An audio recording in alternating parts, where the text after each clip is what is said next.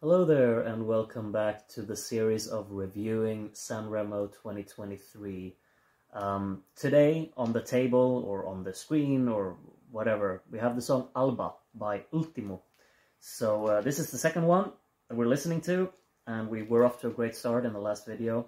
Also make sure, because you know that Sanremo is kind of what Sanremo is, that if you want to watch the video in full with me actually listening to the song like in front of you, reacting to it live, then you can click in the link in the description, because that's where I post all of the ones that basically just get blocked for copyright. So look there in case you're confused why this is just gonna cut.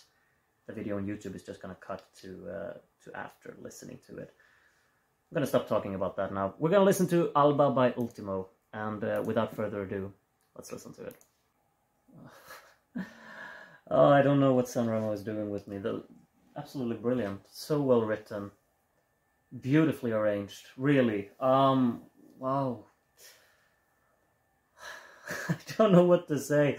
What a ballad. I mean, it's not this kind of power ballad that you probably expect it to be when it starts opening, because it builds quite in a mellow manner. But really what strikes me then when the song actually really kicks in with the whole grand arrangement, that's not really that grand. It's just more kind of emotionally loaded with a very striking sentimentality. Is that a word?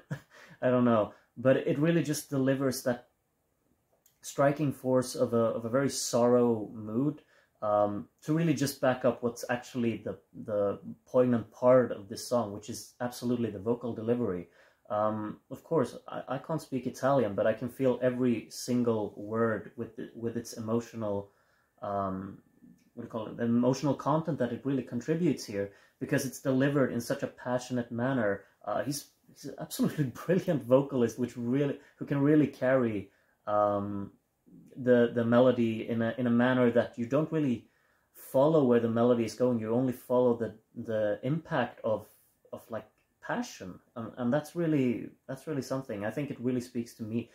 Like, I'm really invested into whatever is going on here. I can't look away. I can't listen to, like, I'm fully, he has my full attention when this song really kicks into gear there. For that entire part, I'm just kind of holding on to every single note and breath that he takes in delivering this vocal. The backing track fulfills such a kind of melodramatic tone with a lot of intensity to it, while not overdoing it. It's a very restrained kind of backing track. You know, it has its grandness, it has the whole orchestration really backing it up, but it's not one of these really bombastic, over-the-top, just instrumental pieces of just trying to take everything over and creating an overwhelming sense of drama to the song.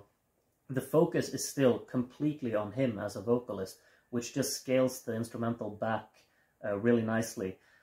There's a nice balance there, and of course it's you know, you can always compare when you hear a studio cut and live, but when this orchestra really plays this live, it's adapted just to the way that he wants to perform the vocals, and the strings and the whole orchestration doesn't take over that. I think it's really beautifully arranged in that sense. I think the opening part of the song is beautiful with this really massive piano arrangement. It's like not a massive piano arrangement, it's just the sound of the piano that's really massive. It has a deep tone, lots of reverb on it, very characteristic.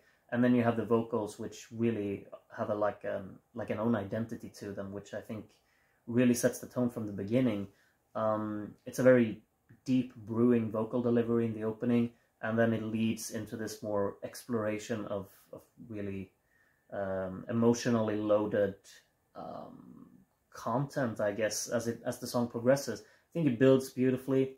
I think maybe to some audiences it might be considered a little bit on the slow side, but for me personally, I'm really invested into every single movement throughout the song.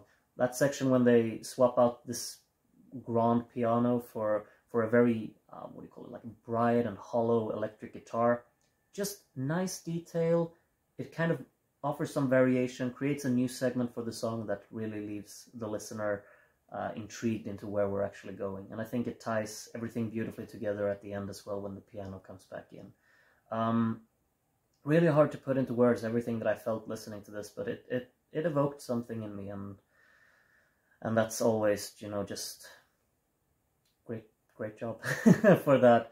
Yeah, tell me what you think of Alba by Ultimo in the comments. I really enjoyed this one, and I can't wait to just continue listening to more songs from Sanremo.